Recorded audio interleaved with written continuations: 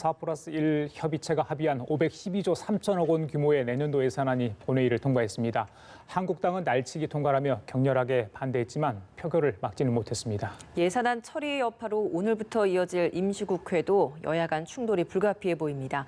관련 내용 두 분의 전문가와 짚어보겠습니다. 최민희 전 국회의원, 이상희 세명대 교수 나와주셨습니다. 안녕하십니까? 어서 오세요. 안녕하십니까? 우여곡절 끝에 내년도 예산안이 통과됐습니다. 어제 오후 7시간 가까이 협상을 했잖아요. 또 이제 새로운 한국당 원내대표가 이제 선임이 되면서 좀과 분위기가 달라질 것으로 많은 분들이 기대했는데 9시 6분에 4+1 협의체가 제시한 수정안이 전격적으로 통과가 됐습니다. 어제 쭉 과정 보시고 어떤 생각이 들으셨습니까? 우선은 자유한국당이 전략 실패이죠. 그리고 어떻게 보면 예산안을 통과시키는 건 여당에겐 굉장히 큰 일이고 예산안 통과가 안 되면 사실 상당한 차질이 빚어지기 때문에 자유한국당이 예산안을 지렛대로 뭔가를 할 수 있죠. 예, 그런데 그 제한적이지만 할 수 있는데 내부 사정이 우선 너무 복잡했다고 봅니다. 그리고 이제 이렇게 시청자들께서는 그냥 여야가 합의를 시작했다. 그럼 몇 시간 만에 합의하면 금방 국회 본회의에 올라갈 수 있다고 생각하는데 그게 아니고요. 예산안은 한 항목에서 예산 변경이 이루어지면 전체가 다 바뀌잖아요. 그거를 다시 계산하고 그 안건을 확정하는데 최하 13시간이 걸립니다. 그러니까 지금 자유한국당이 그런 거를 모르지 않았을 텐데 너무 늦게 협상하겠다고 입장을 바꾼 것이고 그거는 복잡한 내부 사정이 반영된 결과이고 또 다른 한편으로 보면 이인영 원내대표가 그렇게 이렇게 막 느긋한 분은 아니세요. 네, 그래서 본인도 그런 걸 극복하고 더 큰 지도자가 되려고 노력을 하는 분인데 이번 과정을 통해서 인내 리더십까지 발휘하는 그런 모습을 보여줘서 이건 이인영 대표가 아주 잘한 것으로 봐야죠. 마지막 날까지 임박해서 처리를 했습니다. 참고 참았다 이런 뜻으로 해석이 되는 것 같은데요. 일단 예산안 처리 관련해서 이번 과정 자체는 우리나라 정치의 현실을 그대로 이제 목도했다 이렇게 이제 평가를 할 수가 있는데 한국당의 입장에서는 날치기 처리다 이렇게 이야기할 수 있는 것이고 일단 민주당과 야사당의 입장에서는 한국당의 발목 잡기에 의한 것이다 이렇게 이제 이야기가 되는 것이죠. 그래서 정치적 해석을 이제 가져갈 수가 있는데 우선 어떠한 어려움이 있다 하더라도 정부 여당과 정부로서는 예산안 처리에 대해서 합의 부분을 충실하게 이행을 해야 되겠죠. 여기에 대해서 꾸준하게 설득을 해야 되고 한국당이 이걸 정략적으로 의도했든 의도하지 않았든 국민의 세금으로 한 해를 사는 살림살이의 예산, 돈을 집행하는 부분인데 여기에 대해서 어떤 정략적인 계산이 있어서도 안 되는 그런 부분들을 명명백백하게 이야기해야 된다는 것입니다. 결론적으로 원론적 차원에서 이야기하자 그러면은 따지고 보면은 정치 협상에 대한 협의의 실종 이렇게 되는 것이고 또 그에 따라서 수의 폭주에 따른 그런 폭거다 이렇게 이제 야당의 입장에서 받아들일 수밖에 없는 그런 상황 아니겠습니까? 좀 더 근본적으로 이야기하자 그러면은 시간 자체는 양당의 입장으로서는 시간을 벌 수밖에 없죠. 왜냐 그러면은 지도부가 바뀌었지 않습니까? 야당이 지도부 바뀌는 입장에서 심재철 원내대표의 입장으로서는 이 부분에 대해서 합의를 들어가는 것이 당연한 그런 행보라고 봐야 되는 겁니다. 합의 없이 바로 관계 모드로 간다 그러면은 바라보는 국민들이 여기에 대해서 한국당은 어떻게 여기에 대해서 협의 시도조차 하지도 않고 바로 이렇게 예산안을 보이콧시키느냐 이런 비난에 직면할 수밖에 없겠죠. 그래서 한국당 입장에서는 협상에 들어가는 것이고 여기에 따라서 민주당과 야사당의 입장으로서도 합의안에 협상에 들어오는 것을 받아줘야 되죠. 여기서 안 받게 되면은 소위 말해서 형사적 용어로 알리바이가 성립이 안 되니까 받아줄 수밖에 없겠죠. 그래서 협의를 하는데 궁극적으로 이 부분에 대해서는 한국당에 패싱할 수밖에 없는 그런 배경이 깔려 있다 이렇게 봅니다. 그렇기 때문에 여기서 일방적인 처리를 할 수밖에 없었고 그런 과정인 거죠. 근데 좀 아이러니한 것이 통과된 예산안을 쭉 보면 이번 협의 과정에서 참여했었던 그 의원들의 지역구 예산은 빠짐없이 다 들어간 부분도 있습니다. 이런 부분을 저희가 좀 우연의 일치라고 봐야겠습니까? 그러니까 우선 이번 과정에서 늘 예산안 통과 과정에서 나오던 단어가 있습니다. 그게 쪽지 예산이에요. 그 쪽지 예산이라는 단어가 없어졌죠. 그러면 그렇다고 그런 쪽지성 예산이 없어졌냐? 그건 아니었던 것 같습니다. 근데 특히 할 만한 점은 자유한국당이 예산안 처리를 저렇게 거세게 반발하고 통과 이후에 시위 중이었잖아요.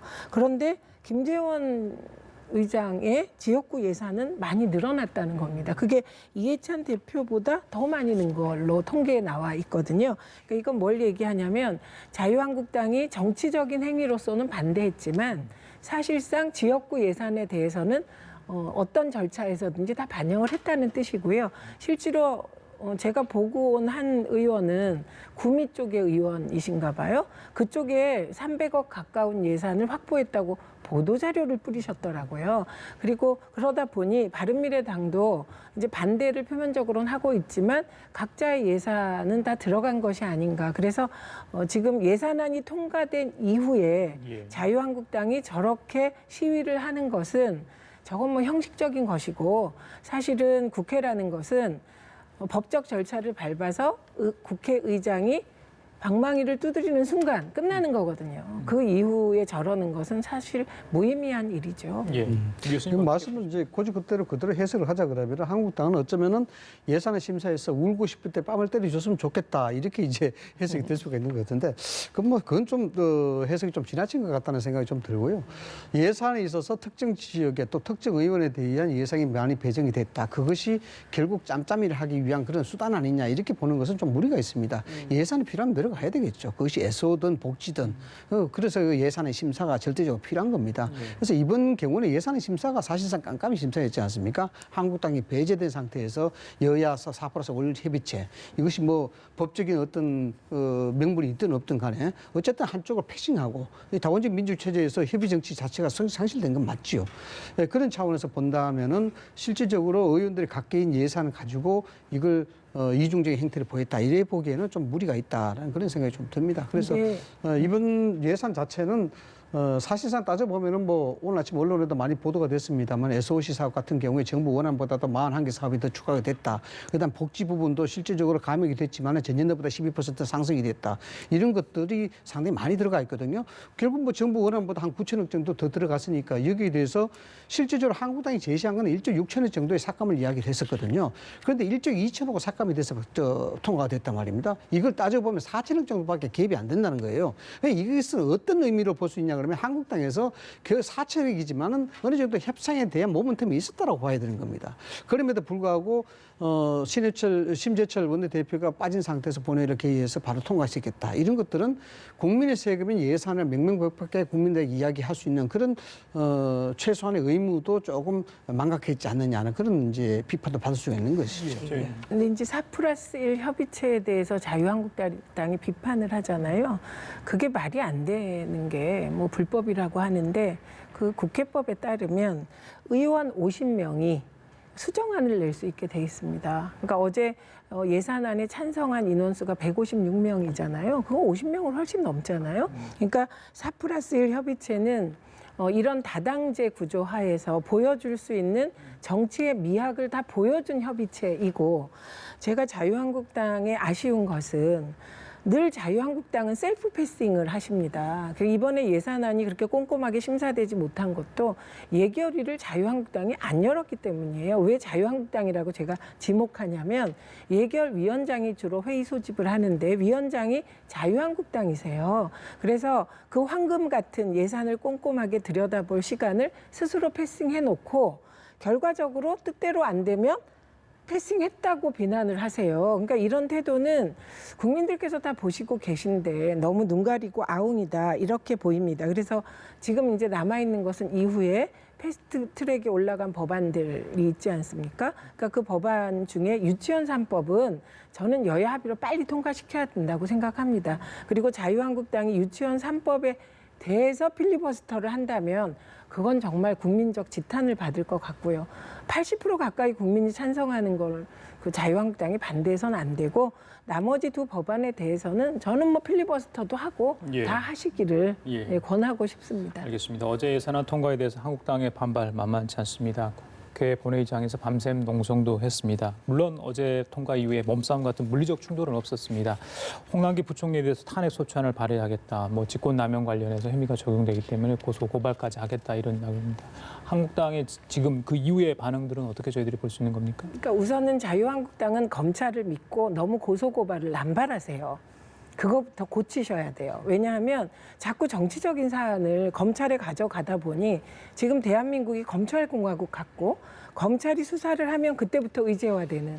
그래서 그 과정에서 언론도 굉장히 피해를 보고 있다고 생각합니다. 그래서 되지도 않는 말씀은 이제 그만하시고 저는 이후를 위해서 좀 전략을 잘 짜시면 좋겠고 우려되는 지점은 이제 황교안 대표께서 원외라는 게 굉장히 지금 자유한국당이 전략 짜는데 이게 문제인 것 같습니다. 어떤 면에서 말씀? 왜냐하면 원외 대표는 본회의장에도 못 들어가요. 예, 그러다 보니 전략 짤 때 그게 안 좋습니다. 왜냐하면 수시로 협의를 해야 되는데 예. 그래서 이거는 저는 대표의 경우는 원내대표라도 좀 본회의장에 들어가고 이런 길을 만들어야 하지 않을까 하는 생각을 혼자 하기도 하거든요. 예. 그러나 그럼에도 불구하고 심재철 대표가 이번에 한번 전략 실패했다고 또 실패하는 거 아닙니다.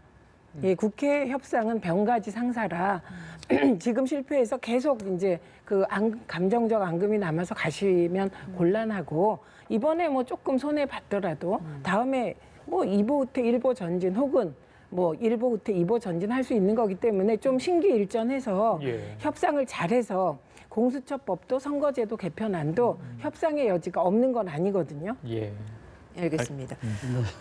말씀 들어보니까 참 한국당이 귀담아 들어야 될 그런 얘기들이 좀 많이 하시는데 말씀하셨던 것 중에서 뭐 예를 들어서 뭐 한국당이 고소 고발을 많이 한다 이 부분에 대해서는 저도 동감을 합니다. 모든 문제를 정치적 협의로 풀어야 되고 합의로 풀어야 되는 문제지 이걸 뭐 되지 않았다고 해서 무조건 고소한다는 거 이런 건 뭐 정치에 대한 합의 정신 이런 것들을 실종시키는 그런 일이기 때문에 좋지 않다 이렇게 보는데 이런 건 있습니다. 지금 홍남기 부총리에 대해서 고소 고발을 하겠다 이런 것들인데 이것이 뭐 전략적 판단이든 전술적 판단 이건 뭐 별 문제 아닌데 왜 그러냐 그러면은 우리 최 의원께서도 지적을 하셨습니다만 4+1 협의체에 대한 불법성이냐 불법성 아니냐 이런 부분입니다. 지적하셨다시피 국급법에는 한 50명 정도 모이면 수정한 할 수가 있죠. 그러나 국회는 예산안이라든가 주요 정책에 의해서 원내 교섭 단체, 즉 20인 이상 원내 교섭으로 단체 협의를 원칙으로 삼아왔습니다. 그래서 예산안 같은 경우도 상임위가 얘기를 통해서 할 수도 또 돼 있고. 그런데 이번 자체는 예산안은 513조라는 슈퍼 예산임에도 불구하고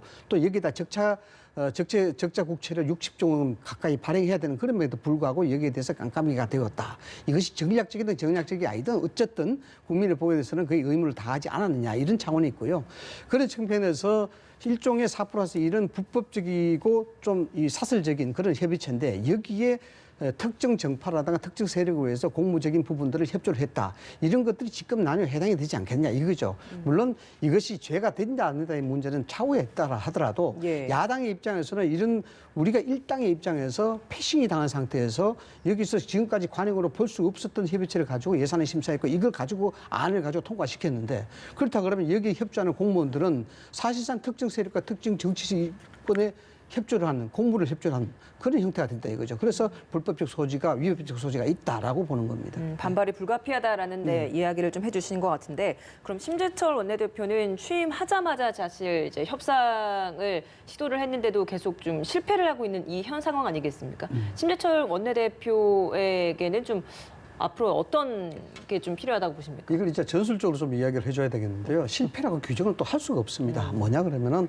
앞으로 선거법 패스트트랙 부분도 협조를 해야 되고 여기에 대해서 돌파를 해야 되는 입장이 있습니다.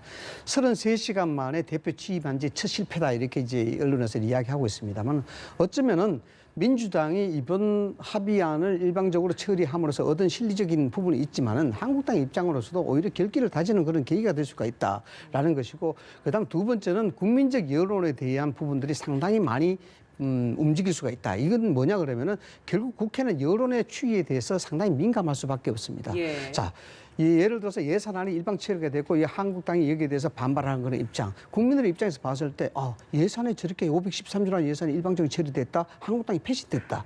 그럼에도 불구하고 또 패스트트랙을 또 4+1 체제로 또 통과시킨다. 여기에 대해서 긍정적으로 평가할 국민들이 과연 몇 분 되시냐. 이런 부분들은 그걸 굳이 전술적으로 따지려 그러면은 한국당의 심재철 원내대표 입장으로서는 좋은 사올거리 명분을 확보하고 있다라고 이제 해석을 할 수도 있는 겁니다. 예. 어제 국회 하루 종일 소란스럽었는데 그나마 물론 239개 안건 중에 16개 비쟁점 법안만 통과가 됐습니다. 이제 그 중에 눈길이 가는 게 바로 이제 민식이법과 하준임법입니다. 다른 어린이 관련 안전법 여전히 남아 있는 게 많습니다. 그나마 다행인 것 같고요. 어제 그 본회의장에서 참관하던 분들의 눈물도 저희 잠시 볼 수 있었거든요. 어떻게 그 상황 보셨나요? 우선 어린이 안전 법안이 2개 통과된 거고 나머지 법안들은 아직 본회의에 못 올라왔습니다. 예. 그러니까 부지런하게 임시국회 열어서 빨리 법안 심사해서 통과시키면 되는 거고요. 예. 이제 이런 식으로 일을 하게 되면 일을 하고 국회가 욕을 먹는 거죠. 그리고 이런 기책 사유는 분명히 자유한국당에 있습니다. 왜냐하면 저는 국회 이렇게 이제 자꾸 잘못된 점을 지적하면 안 고쳐진다고 보는데 민주당이 잘못한 건 민주당 잘못, 자유한국당이 잘못한 건 자유한국당 잘못 이런 식으로 정확하게 판단은 해주셔야 될 것 같아요. 왜냐하면 어린이 안전법에 관해서 안행위에서부터 자유한국당이 통과를 반대했고 그래서 안행위 간사 앞에서 부모들이 무릎을 꿇으셨거든요. 이제 민주당에 대해서 섭섭해하는 것은 왜 정치력을 고도로 발휘하지 않았느냐인데 그건 사실 좀 무리한 것이고요. 그래서 어린이 안전법과 민생 법안들 이런 법안들은 빨리 여야가 합의해서 추려내서 상임위에 있는 것도 빨리 통과시키고 법사위에 있는 것도 빨리 통과시키는 것이 저런 부모님들의 눈물에 대해서 국회가 응답하는 것이겠죠. 예. 수백 건 중에 단 16건만 어제 처리됐습니다. 어떻게 보셨습니까? 민생 법안에 대한 부분들은 굉장히 정서적 자극이 강한 법이죠. 그런 측면에서 참 자유한국당 입장이 곤혹스러울 겁니다. 여기에 대해서 여러 가지 당 정체성과 관련된 부분, 또 법에 있어서는 어떤 감성도 들어가서는 안 되거든요. 굉장히 드라이하게 봐야 되는 겁니다. 예를 들어서 민식이법이다 이렇게 이야기하는데 사실상 법에다가 사람 이름을 붙여버리면요, 이게 감성적으로 작용할 수밖에 없습니다. 우리나라에는 한 5천 개 정도 법이 있어요. 문제가 생길 때마다 우리나라 특징이 있죠. 특별법 만들고 이름 호칭 붙이고 이렇게 합니다. 이것이 일종의 정쟁의 도구로 사용할 수 있다는 겁니다.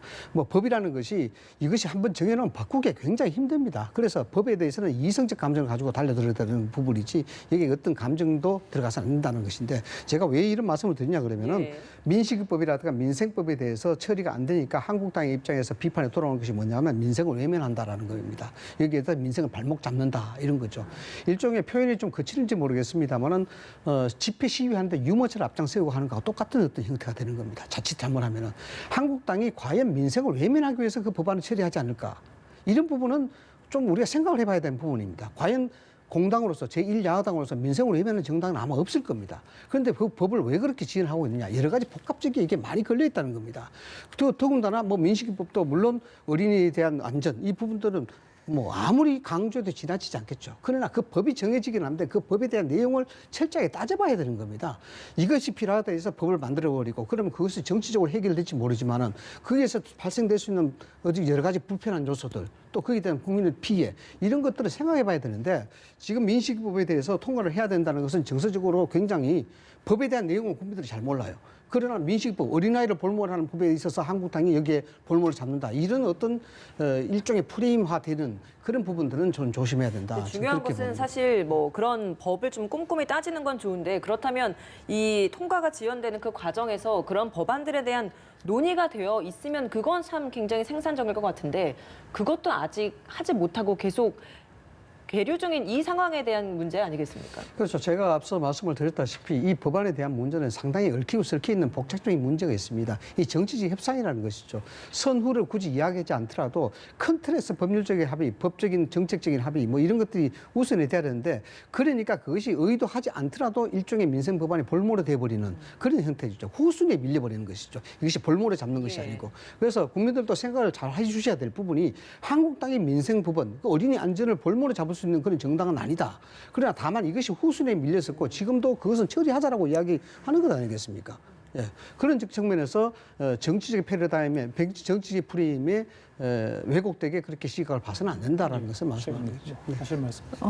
우선 볼모를 잡았습니다. 그거는 아무리 변명을 해주려 그래도 할 수가 없는 게 나경원 전 대표가 방송 화면에 드러난 것만 보면 됩니다. 선거제도 개편안을, 선거법 개정안을 상정하지 않으면 민식이법을 통과시켜 주겠다라고 말을 해버렸습니다. 그래서 스스로 선거법 개정안을 반대하기 위하여 민식이법을 볼모로 잡았던 것을 증명했기 때문에 그건 더 얘기할 필요가 없고 전 두 가지만 이렇게 반박하는 게 좀 죄송하긴 합니다만 우선 집회 시위에 유모차 앞세우고 나온 것과 같다는 표현은 저는 동의하지 않습니다.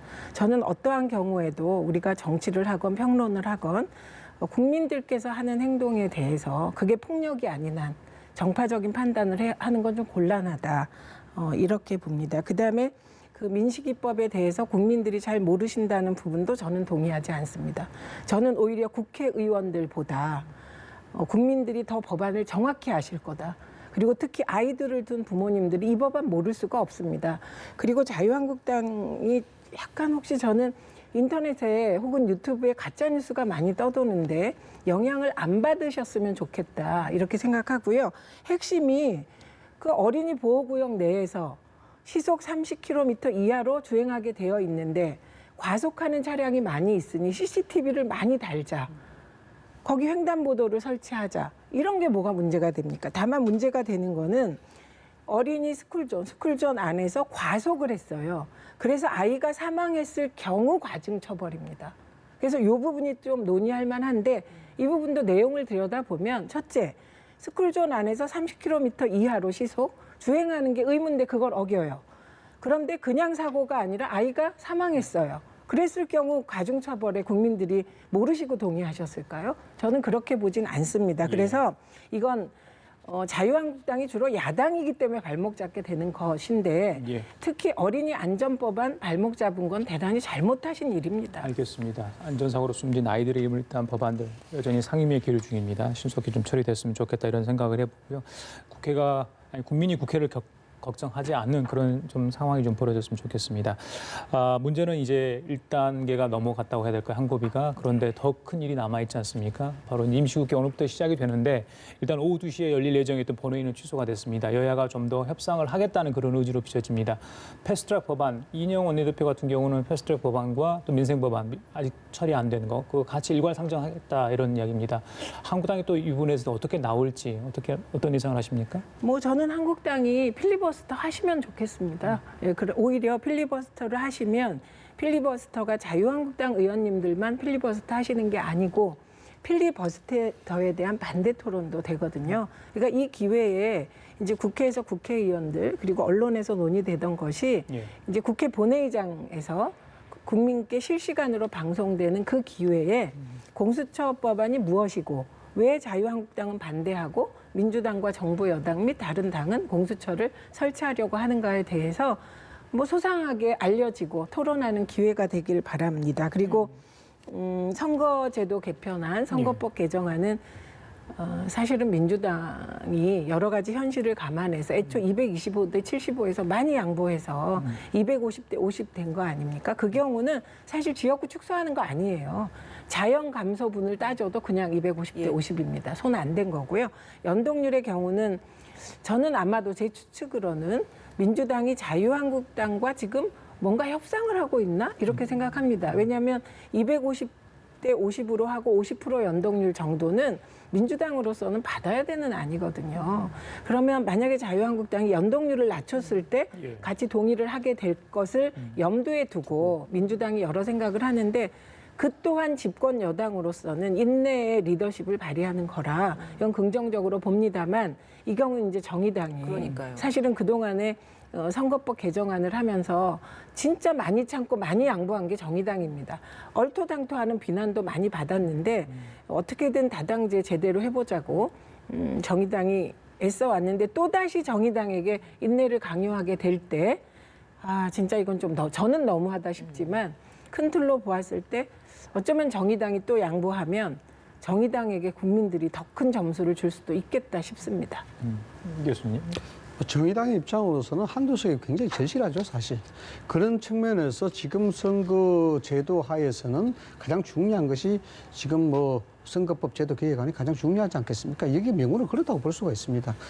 그렇다 볼 수 있는데 나중에 총선이 지나고 난 다음에 의석수가 어떻게 될지 모르겠습니다만 그때도 의석수가 확보가 돼서 민주당하고 같이 공조체제를 계속 유지할지 그건 좀 두고 봐야 되겠죠. 정치라는 부분에 워낙 앞일을 예측할 수 없는 그런 부분이니까 그렇습니다. 지금 이제 필리버스터에 대한 문제 할 것인가 말 것인가에 대한 문제는 뭐 예측할 수가 사실 없죠. 왜냐 그러면은 지금 상황에서 필리버스터를 할 수밖에 없는 전국적 분위기가 형성이 되어 있습니다. 예산안 통과로 인해서 쉽게 이야기하자 그러면 한국당으로서는 독이 오를 대로 오른 그런 상태 아니겠습니까? 여기에 대해서 선거법 제도와 공수처 법안 자체를 유야무야하게 그냥 합의안으로 넘어간다 그러면은 아마 이 지지 세력들이 사실상 한국당의 성토적인 분위기가 형성이 될 수밖에 없습니다. 예. 여기에 따라서 심재철 대표도 상당한 부담을 느낄 수밖에 없고 여기에 뭐 배수진을 칠 수밖에 없는 그런 입장입니다. 그렇다고 하더라도 지금 여야 그 4+1 체제에서 나오는 그 안 자체가 한국당이 원할 수 있는 그런 안을 도출해낼 수 있을 것인가. 지금 본회의가 연기됐다는 부분들이 좀 긍정적으로 보면 그런 합의를 하고 있다라는 부분 아니겠습니까? 예. 그런데 저는 사실 많이 좀 비관적으로 보는 게 왜냐하면 결국 심재철 원내대표도 의총의 추인을 받아야 되는 부분이 있습니다. 이 의총의 추인을 받아야 되는데 사실상 한국당의 내부에서는 강경론도 있고 협상론도 있고 여기에 대해서 뭐 찬반 양론이 극명하게 지금 걸리고 있는 상태거든요. 예. 이런 차원에서 심재철 원내대표가 어느 정도의 카리스마를 가지고 협상력을 발휘해낼 수 있을 것인가, 설득시켜낼 수 있을 것인가, 이것이 가장 시험적인 부분이고 가장 결정적인 관건이라 지금. 예. 근데 이제 선거제와 관련해서는 사실 뭐 250대 50으로 하고 연동률을 50%에서 좀 더 낮춰지고 뭐 이런 방식으로 만약에 만들어진다면 현 선거제와 뭐가 달라지는 것인가? 실제적으로 크게 달라지는 것이 뭐 한두 석밖에 없다라는 분석들이 굉장히 많지 않습니까? 그럼 이걸 저희가 합의 도출에 의미를 둬야 하는 것인지 혹은 뭐 조금이라도 그래도 국민의 뜻을 수렴하기 위한 시도를 했다. 여기에 의미를 둬야 되는 것인지 이게 좀 애매해지는 거 아니겠습니까? 그러니까 정의당의 경우 저는 다른 정당들은 모르겠지만 정의당은 연동형 비례대표제를 거의 뭐 20년 가까이 그쪽에서 주장을 해온 것입니다. 그래서 그 순수성이나 공익성에 대해서는 인정을 해야 한다고 보고요. 아마 정의당이 또 양보한다면 전 그런 상황은 안 오기를 바랍니다. 그렇다면 그것은 연동형 비례대표제를 도입해 두면 총선 이후에 사실 의석수는 어떻게 될지 모르는 거예요. 그러면 총선 이후에 개정할 수 있습니다. 그래서 도입한다는 데 의미를 두게 되면 예. 받아들일 수 있다고 생각하긴 합니다. 그리고 또 하나는 이건 뭐 별로 큰 요인은 아니지만 연동형 하나도 안 하면 현재 제도대로 갑니다. 그럼 현재 제도대로 갔을 때 가장 수혜를 보는 건 민주당이에요. 지금 현재 정당 지지율이나 추이로 볼 때. 그리고 그다음이 자유한국당이 수혜를 보겠지만 민주당의 경우도 사실은 국민들께서 긍정적으로 보아줘야 되는 게 현재 선거 제도의 가장 수혜자가 그걸 내놓겠다고 하는 것이거든요. 그래서 일단은 저는 그럼에도 불구하고 민주당은 자유한국당과 협의하고 합의해서 연동형 비례대표제를 도입하고 싶은 겁니다. 그거는 정부 여당이기 때문에. 예. 알겠습니다. 알겠습니다. 지금까지 최민희 전 국회의원, 이상희 세명대 교수 두 분과 함께 얘기 나눠봤습니다. 오늘 말씀 잘 들었습니다. 감사합니다.